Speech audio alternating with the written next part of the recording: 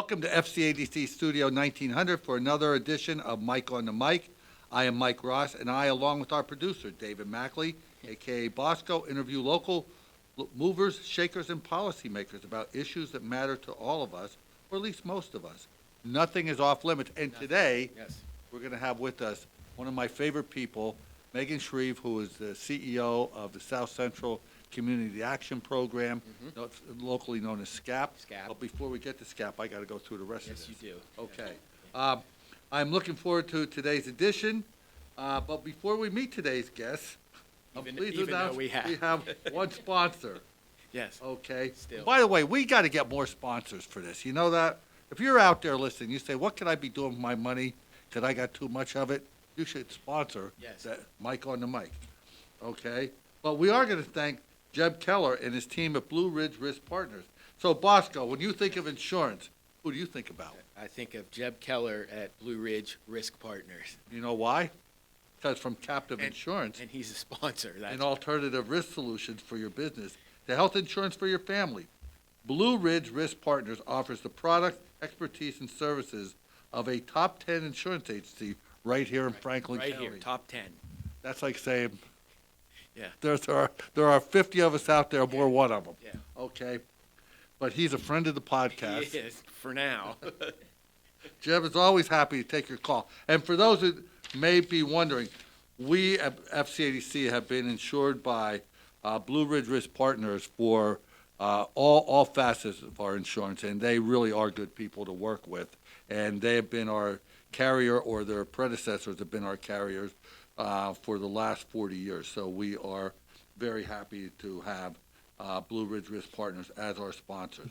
But now that we're done with that, we get to move right into the podcast. And as I said, I'm happy to have Megan with us today. Megan, welcome. Thank you. So happy to be here. So, and what we're going to talk about a lot of things today, and Megan and SCCAP is involved in really serving the greater community of both Franklin and Adams counties, and they provide a lot of services, especially to those who are underserved in our community. And she's been doing this for a long time, and successfully for a long time. And we're going to talk about, there's an upcoming event on April the 25th that's being referred to as a Deliberative Housing Forum that we want to talk about.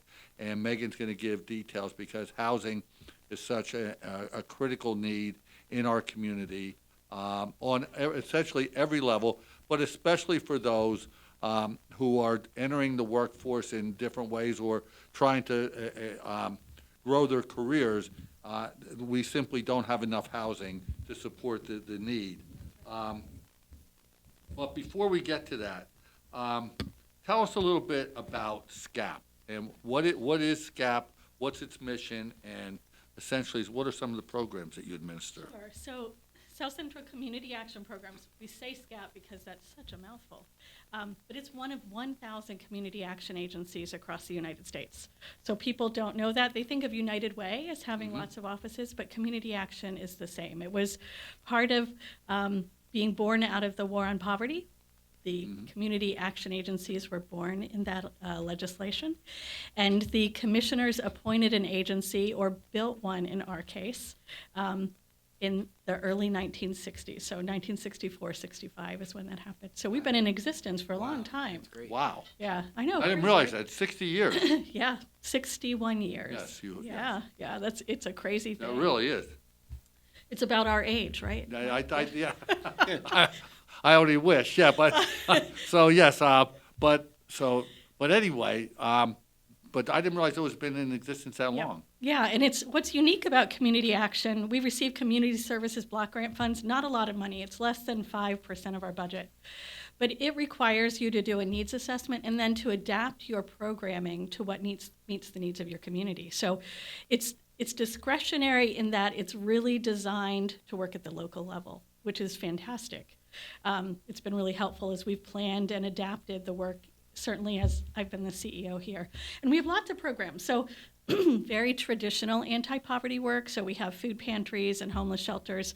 And we have a pantry at our office, but we also coordinate with local pantries around the county. So just tell people, where's your office? Yeah, it's at 533 South Main Street, and our shelter is at 221, 223 South Main Street as well. So we have those two local offices. So no, it's really impressive. So and you're tied to the especially to the nonprofit world. Yes. In about every which way you can be tied Yes, to it. yeah. What's nice is in some ways, we are just really a one-stop shop. So we have food pantries. We also have the Women, Infants, and Children's program. We work with pregnant moms and kids up to the age of 5. We have a program that helps people afford childcare, which is so expensive for young working folks. So we will work with them to find childcare, and then we pay a portion. As their income increases, we pay less, they pay more. But it helps them get a good start and be able to increase their earning capacity. We have family services and person-centered coaching, which is really, we can help someone navigate the complex social services system, and we can help them figure out what are their goals for their future. So as you talk about this, and you'll find out that I'll be all over the place in this conversation, how do you connect with folks who are in need of services? What kind of outreach do you do? Because you touch lives in a lot of different ways. Yeah, so we do a lot of public speaking, and we get out to places to share information, but we're also part of 211, which is kind of the national system people can dial to find out about services, and PA Navigate is the most recent connection, and that's really designed to work with healthcare, and so people can make referrals to us. But really, in the low-income community, people know us. We're known and trusted. So I think when we ask people how they hear about us, more times than not, it's from word of mouth. So their friends, their family, someone at their church told them. So one of the programs that has caught my attention a number of years ago was your Circles program. And so as you talk about serving the lower end of the socioeconomic strata, your goal is to create opportunities and to change lifestyles so that they can, so that they don't have to be a part of that for the rest of their lives. That's right. Tell me just remind me about Circles, because I think this is impressive. Thank you. Circles is, not only, it significantly changed my outlook on the work that we do. I mean, it's changed countless lives, but it changed the way we work as an organization. So thanks for asking. Circles is really people self-select in. They come to us when they're struggling. It's not a traditional program, so there's really no exchange. So it's not like they're getting a benefit from us, except they get dinner and childcare. We study a curriculum called Getting Ahead, and it facilitates really abstract thinking. What we find is when you are struggling in poverty, your head is kind of down, you're running fast, but you're not thinking about the future because you're just trying to take care of today's needs. And this program really allows people to have time and space that's protected to think about what they want for their future. And it's kind of astounding to watch people, I've worked with folks who were previously homeless who today own a home, whose kids own a home.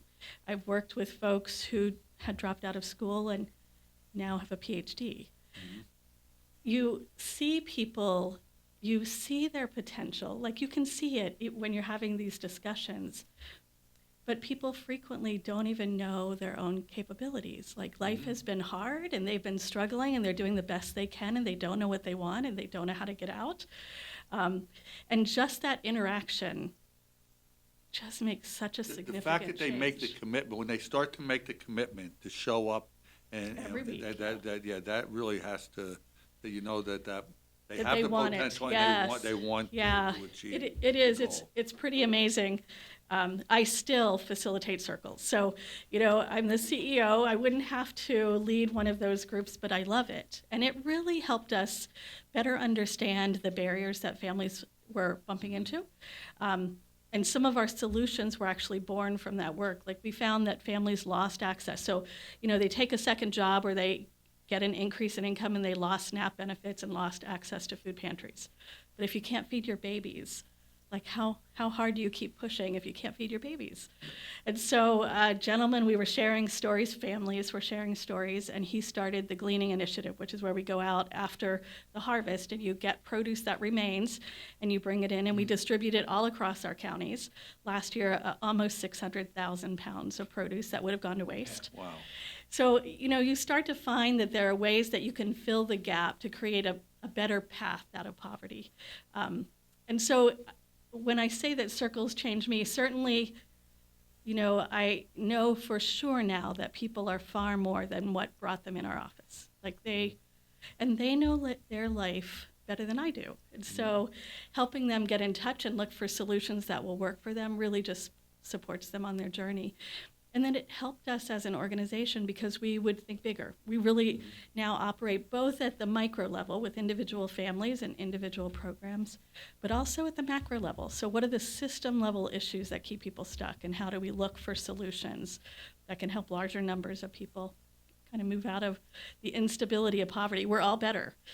People are stable. It just helps us as a community. I mean, your passion and commitment to your work is absolutely remarkable. To that point, tell us about you. Where are you from? Where'd you go to school? And what brought you to SCCAP? Thank you. So I was born in Ohio, lived in Tennessee a little bit when I was a child. Where in Ohio? In Lima and Medina. Mm-hmm. Yeah, and Okay. so then lived in Knoxville, Tennessee, and then moved here in 9th grade. So have been here most of my life. Was it a culture shock to come from Knoxville to here or not? It was. We had a Southern accent when we came up. That was a little weird. I mean, it wasn't, I don't think, appreciated. I'm also an identical twin. Oh, really? Yeah, so if you see Wow. me out in the community and I No, we don't say know, hi, we don't know it's you. Yeah. yes. So how do we know it's you today? If I say hi to you. No. Yeah. I was going to visit her one day and was riding up in the elevator, and a guy came over and put his arm around me and thanked me for a job I'd done. I'm like, no, I'm Julie's twin. And he said, no. And I'm like, no, really, I'm Julie's twin. I He don't was know probably you. like, oh my God. Yeah. What did I just Yeah, say? right. Then I had to have a talk with my sister about it. No. Yeah. Yeah. So we're identical, and I actually got my start at SCCAP because she was working here, and I had just had a baby and was out on maternity leave and coming back to work. She was pregnant and just going out on maternity leave, and her supervisor said, we should just hire Megan. Nobody will even know. Well, they did because she was pregnant. And so started working with her at SCCAP and stayed at SCCAP for about 10 years at that point, and loved the work, really, really loved Well, the work. your sister's Julie, so is she in the area, or where's she at? She lives in Westminster, and Okay. she does consulting, keeping insurance companies, helps them become compliant with Medicare regulations. So Yeah. she left She left, the yeah. SCCAP She did. environment, and She might know Jeb. she could, probably does. Yeah. That could be true. Well, did you go to school? Yeah, I went to a school in Oklahoma and came back with the intention of working.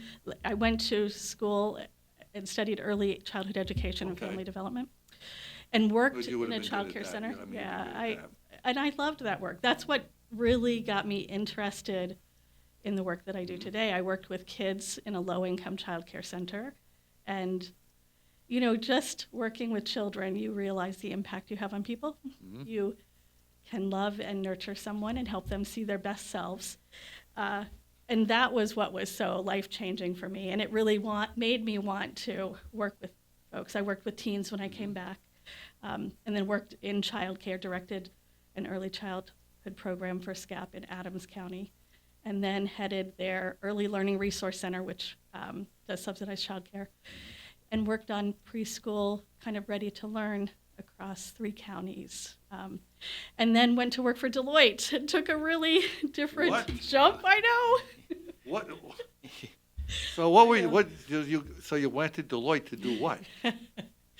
So I have always been a little bit of a techie, and they were looking for a subject matter expert to help them design software systems that served states around social service systems. And I was on a task force working with them on designing a software system just as part of my work when I was at SCCAP. And then, you can make a lot of money. So I had kids. And so I left and went to work for Deloitte. And it was really an important part of the journey. I did business process analysis, implementation, and training. I worked with developers on developing systems. And, that was really strategic and honed a lot of those skills, which was really beneficial. Worked a lot of hours and made a lot more money than you do in the social service system, but I didn't love it the way I love this work. And so when Jean Odom retired, I don't know if you knew Jean. I did not know Jean. Amazing woman. She taught many of us how to love people, and just amazing woman. But when she was retiring, a board member just said, "Have you thought about applying for this?" And we had a family meeting, because even to think about leaving, it was going to be a pretty significant pay cut. But we decided, and I appreciate that my husband was joined me in that thought, that if I was doing work that I loved, I would be happier and our family would be happier. And so I applied, went through a rigorous interview process, and was selected and came back. So what year was that? 2005.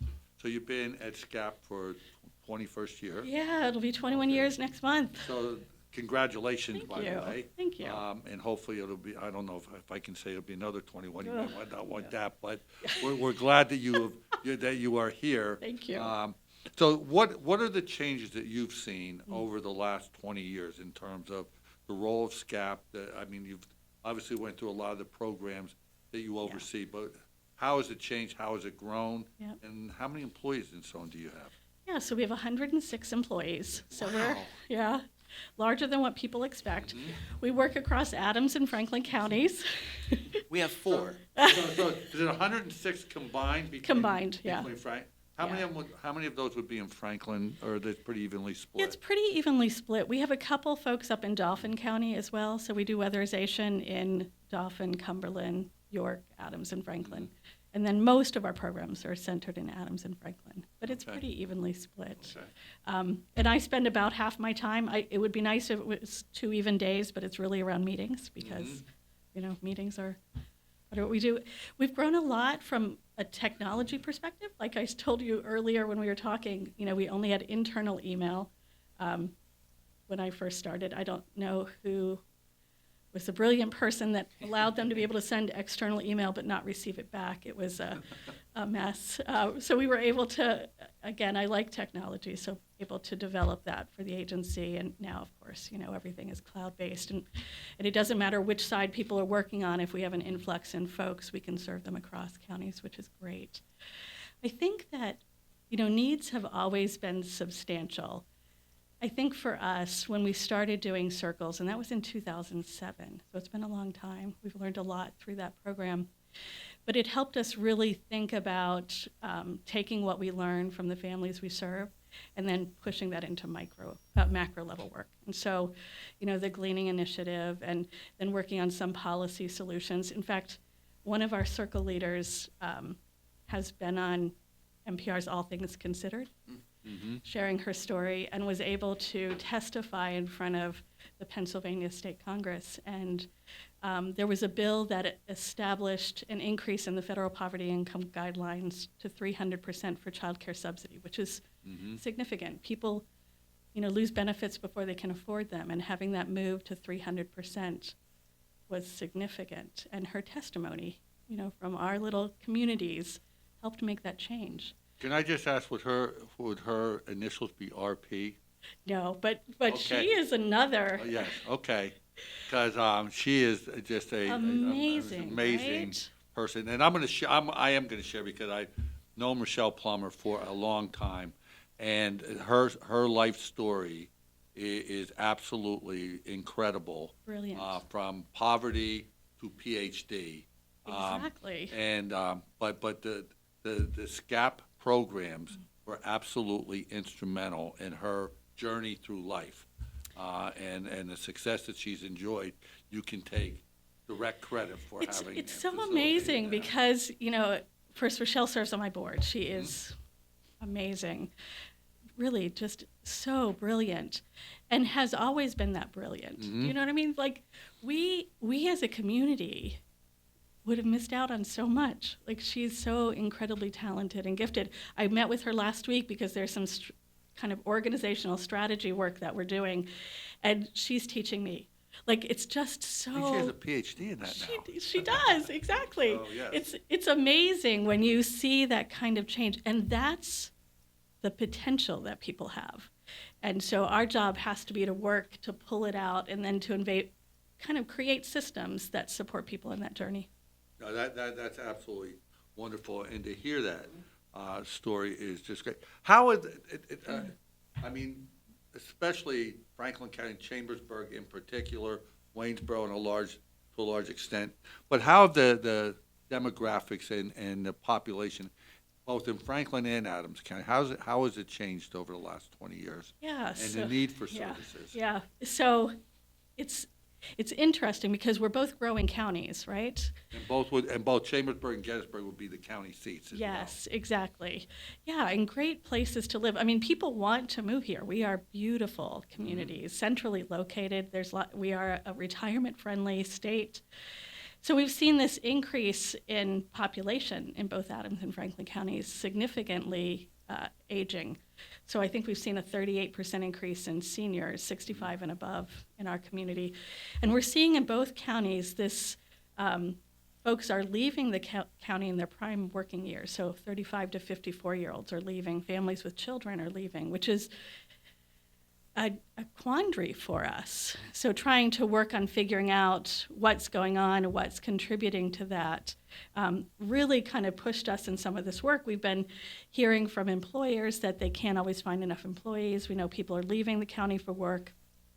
So as we dug deeper, and some of that comes from our work with Circles, informed by the other programs that we have. We do surveys with families.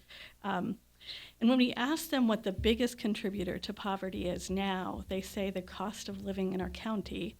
That is about 64% of folks cited that, and then 48% said it's the cost of housing. And so it's so interesting to start to look at those. And that made us really push towards looking a little bit at kind of affordable and attainable housing, which I know we're going to talk a little bit more about. But we've seen such increases in those pieces. You know, since 2010, we've seen housing prices increase by 60%, while median income is increased by 36%. And rentals, which is just crazy to me, increased by 89%, with 45% of that taking place in the last 5 years. So this affordability crisis that we hear universally, right? We hear it on the news, is definitely impacting folks today. And I think people understand it. Who of us don't know somebody whose children have come back to live in their house? You know, young adults, sometimes in their 30s, have come back home so they can afford to save for a house or get back to being that's probably the best segue into our discussion about the upcoming Deliberative Housing Forum. Provide some background on what essentially triggered, I mean, I think you just talked to some of that, but what triggered the idea and the need for a forum, and tell us about the forum itself, the kind of the time, place, and all that, but more what you expect the forum to produce. Sure. So we started working on housing because we were seeing these issues come up, and started a coalition in Adams County that was born out of some work with the Adams County Community Foundation, United Way, the Housing Authority, SCCAP, and the Adams Economic Alliance. All of us had identified housing as a top need, and so the Community Foundation funded that, and we've been doing some work there. And then WellSpan has been part of that work, seen it, is interested in housing across the continuum, and gave us some funding to bring that program to Franklin County. And last year, as we were getting ready in Adams to do some work with municipalities, we kind of looked across the state to see what was working well. And Lancaster has done some interesting work, but it started with a deliberative forum. And so we reached out to Franklin and Marshall, who hosted it, or facilitated it, and did a deliberative forum in Adams County. And what a deliberative forum is it pulls together representatives. So they do a selection process across the county where they're looking to pull in people of varying demographics. Well, who is the who? Franklin and Marshall, Okay. thank you. Okay. Yeah, so Burwood Yost, who's done the needs assessments for WellSpan and does a lot of research across the state. People might have seen him on Channel 8 News where he does some political commentary at times. But they do a random selection, and it brings together 50 people who are across the demographics of your county. So may not really understand anything about housing, but are interested in the topic and want to be part of this discussion. And so they send it out to about 4,000 people. They get responses back, and then they look at the demographics to try and get a broad section of people. So different income demographics, education levels, race, ethnicity, people who are homeowners, people who are renters, people who might have experienced homelessness, people who've moved here out of state, kind of this cross-reference. And they pull those folks together, and we provide a briefing doc, which we'll talk a little bit about in a second. And that briefing doc is provided to those individuals 2 weeks before the Deliberative Forum. And it is anticipated that they will read it. So we try and make it very engaging, and then come and be informed about housing, the demographic shifts that are happening, potential solutions that could happen, what the development process looks like, that it's at the municipal level, all the things that would be important to understand if you were going to be talking about housing. And then we hold this forum. And so what we do is we have speakers who talk for, 10 to 20 minutes, and then we have an hour where you break up into sections, and you have 5 people in a group, a facilitator who asks questions, and then a note taker. And we record the session so that we can kind of get all of the discussion that takes place and have people really talk about what do the changes in demographics mean to a county. If we're seeing these, what does that mean for us long term? What do you think about the development process? What do you, when you look around, what are you seeing being developed in our community?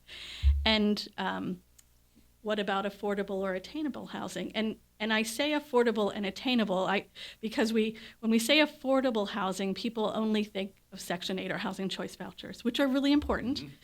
But we're also talking across that continuum. So what is attainable? So if you are working and want to live in our county, what can you afford? So it's housing in line with local incomes, and that goes up to about 120% of median income.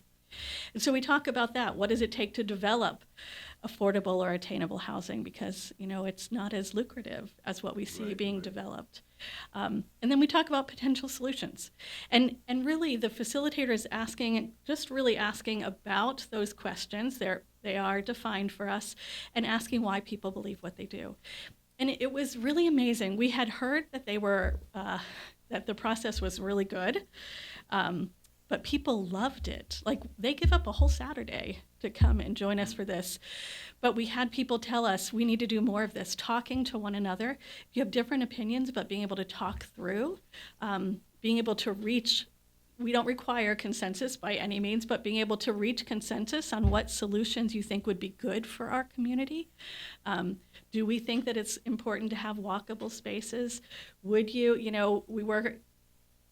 Part of what there are 2 pieces that drove this. And sorry, I'm going to go backwards just for a second.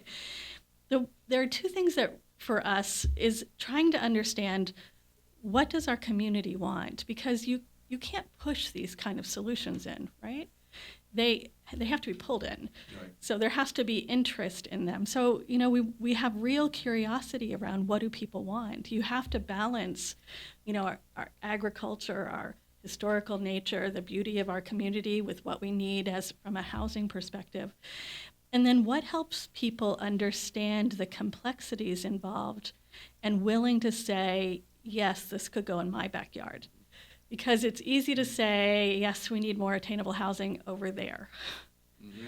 But what will it take to get it in my backyard? Yeah, and it's interesting from my perspective, when we look at the housing crisis right now, it transcends economic strata. So we have, I think the conversation typically shifts almost immediately to entry-level housing or workforce housing or whatever term, whatever the buzzword of the day seems to be to define it.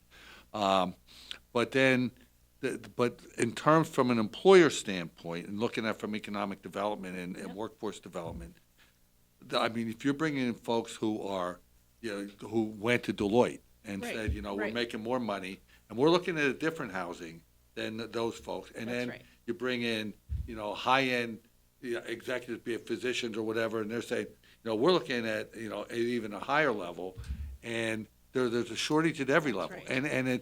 and you say, well, it matters to all of them. That's right. I mean, it really matters right. because we have a tendency to adapt our lifestyle to our income. That's right. And so, because I recently talked to an executive who said, if you get above $600,000, which again, for a lot of people, you say, are you kidding me? We're going to be talking about that. But for that person, we couldn't find anything. Right. That's right. There's not nearly as many homes available as they may have thought, and Yes. it affects if you're trying to recruit at WellSpan That's right. or with the banks or whatever, that matters. That's right. And that we clearly heard that from WellSpan. We've also heard it from the colleges. Because if you can't attract physicians or Professors or whatever. exactly. So it is housing needs. We have to develop housing, and we need it across that spectrum. And so, again, figuring out what does the community, what would be acceptable solutions for the community. And then, so once we reach consensus, that gives us an idea of what people are thinking about. So I'm just going to kind of fast forward Sure. because I want to understand. So we have the forum, and the forum's going to be on April the 25th. Yes. Okay, and you come out of that ideally with a report or Yes. or at least I don't know if it's A findings. A finding. Yes. Okay, that's Yep. a better way of putting it. What What do we do with the it? findings? Yeah. Okay.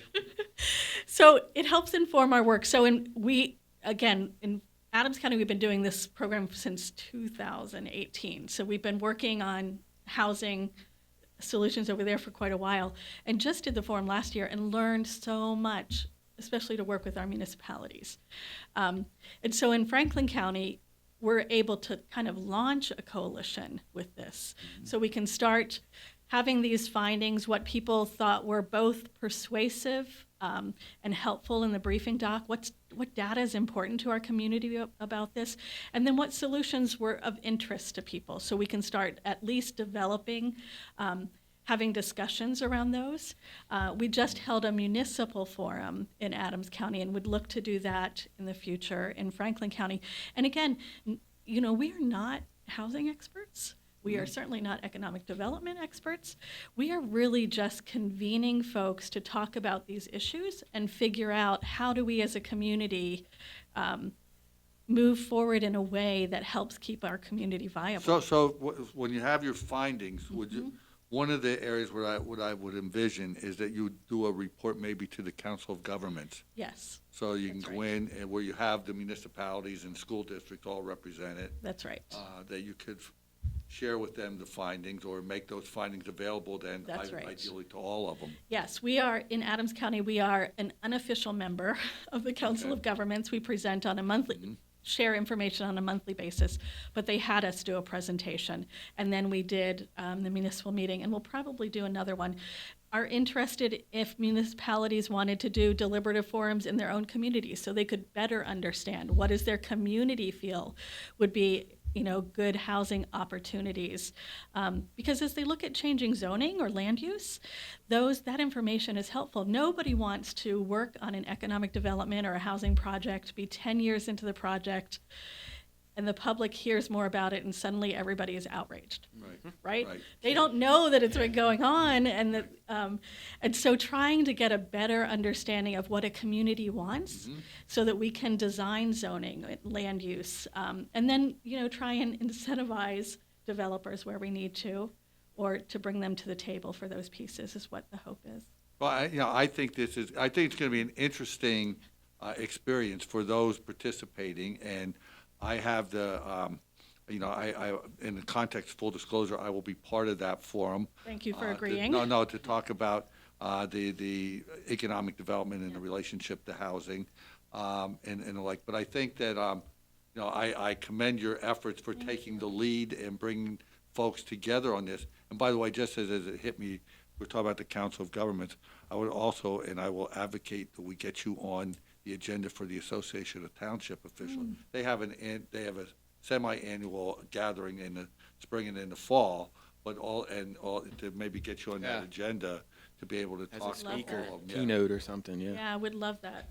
And really do appreciate that you're speaking. It is so important that people understand the complexities involved. We think, if this was an easy problem to solve, it would already be solved. So understanding it just really Are helps. you sure you want him to speak No, no. on a Saturday morning? So, as you, yeah, really. It's nice that he agreed on a Saturday morning. So, but I think, again, I really commend all the things that you're doing. This forum, I think, is going to be important. But where do you see Franklin County in the next 5 or I can't even project 10 years. In the next 5 years. Yeah. What do you see? Yeah. I think. And again, and I say yeah. this respectfully because for probably both of us, we may be transitioning out of leadership roles at that point, and obviously there are people that will be able to step in behind it. But where do you think? At least community. I should put that more, not both of us. Maybe me. No, I Okay. know. I think we're probably pretty close to the same age, Okay. Mike. So, I think if we don't figure this out, that would be bad.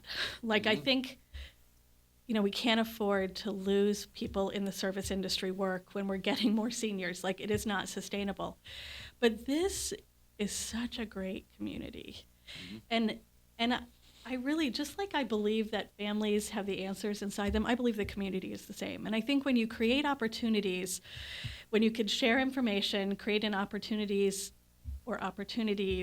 for folks to discuss and look at planning a future, they're pretty good at this.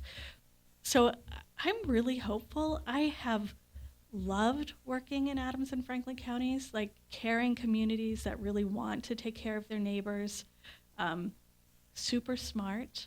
Like, you look at all the good work that's happened. Thanks for all that you guys have done. I think that we're going to figure out solutions to a lot of these issues, and I think we're going to continue to thrive. What about you? What do you think? I agree with that. I think that I think it's an interesting demographic shift that we're experiencing in the county. I think I think our leadership is currently more diverse than maybe it's ever been, and I think a lot of different points of view are being represented differently than ever in the past, and I think that's all good.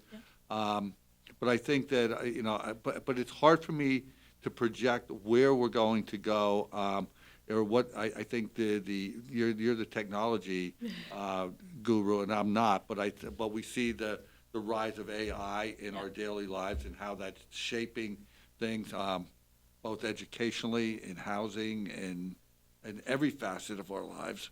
So I think from that standpoint, it's hard for me to know. But I have confidence that I think there's a consensus as to the amenities that we have and the goal to protect and grow those amenities in a respectful way. Yes. I think to enhance the quality of life for everyone, because we are really uniquely situated, both Franklin and Adams counties, in terms of our proximity to Washington, D.C., or in the metro area down there, and I'm struggling to Just go ahead. cough. Just let it out. Let it out.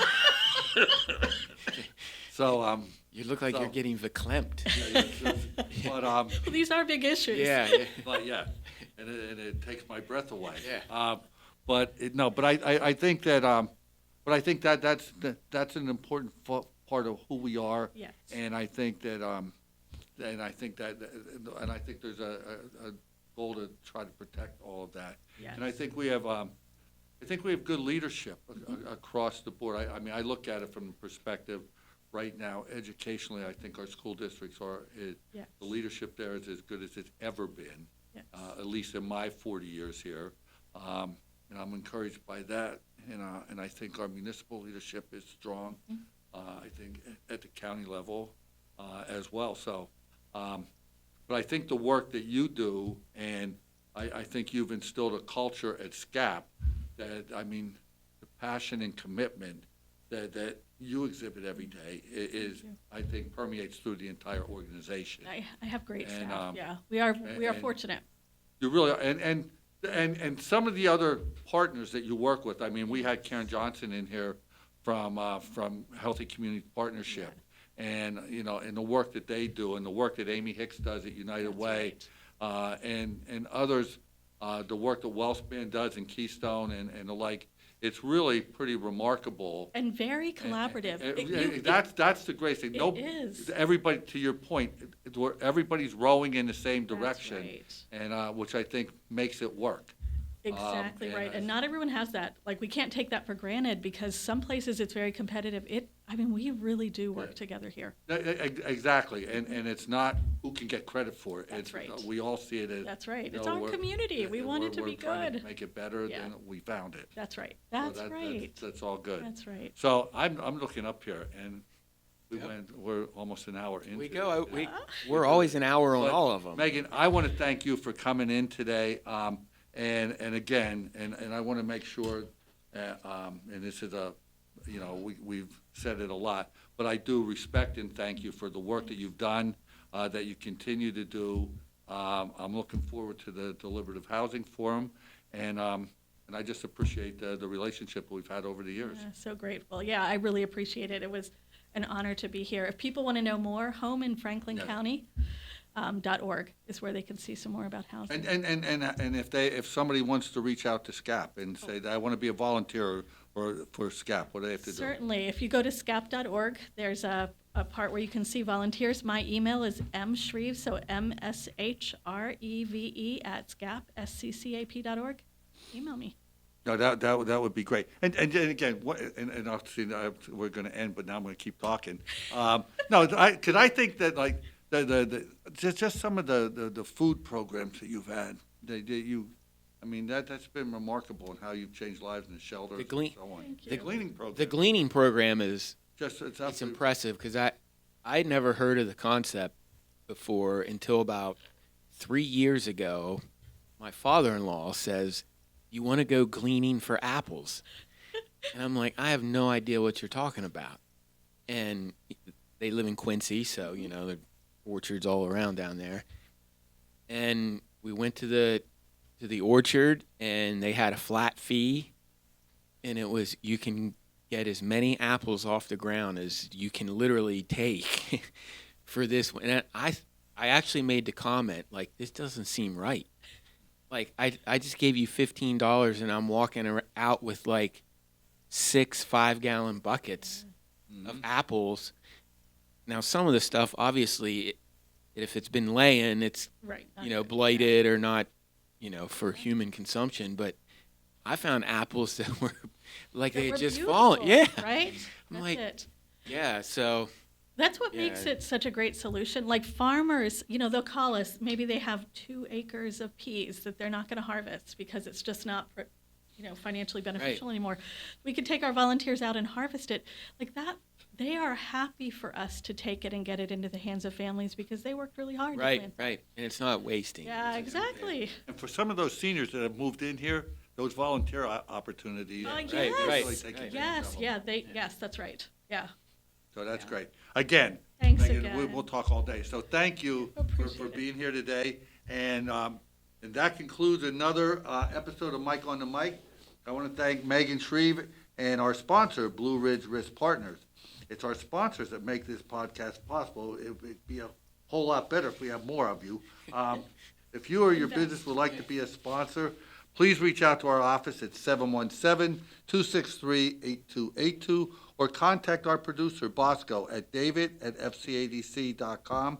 And don't forget to like and subscribe us on YouTube, and we'll see you the next time. I think the problem is when you tell people contact Bosco and then you give them David at So they get confused. Yeah. You just call 717-263-8282. Somebody will talk to you Yes. about this. All right. Thanks, Megan. Thanks, Megan. you.